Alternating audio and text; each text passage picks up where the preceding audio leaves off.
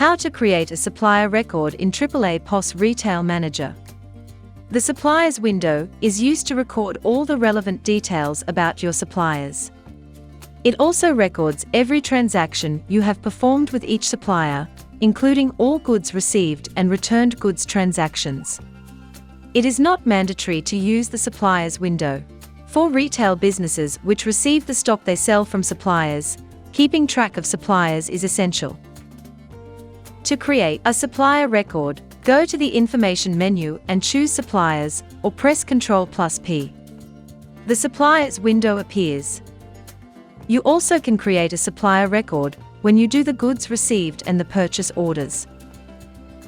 Enter the supplier number or name in the supplier field.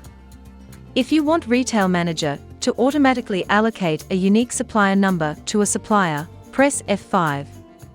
The word New will be displayed in the supplier field. Then press Enter. Click Create. When you enter the supplier name, the Commit F10 button at the bottom of the window becomes active, meaning you can now commit this information. As you enter each field in the window, a description of the field is displayed in the long text field at the bottom of the window. Enter the grade of the supplier in the Grade field. This allows you to grade a supplier as a high or low priority vendor. Enter how many working days you estimate it takes for goods to arrive from your suppliers on average in the Delivery Delay field. This calculated date will default in the Due Date field in the Purchase Orders window to save you having to enter the due date. You can override the date if required. If deliveries from the supplier are freight-free, select the Deliveries are freight-free option. If your deliveries are free from this supplier, a warning will be displayed when you attempt to enter a freight charge. You can then claim credit from the supplier. Complete the custom fields and supplier contact information. Select the method for sending purchase orders to the supplier. You can email, print, or print and email purchase orders. Complete any information that is further required.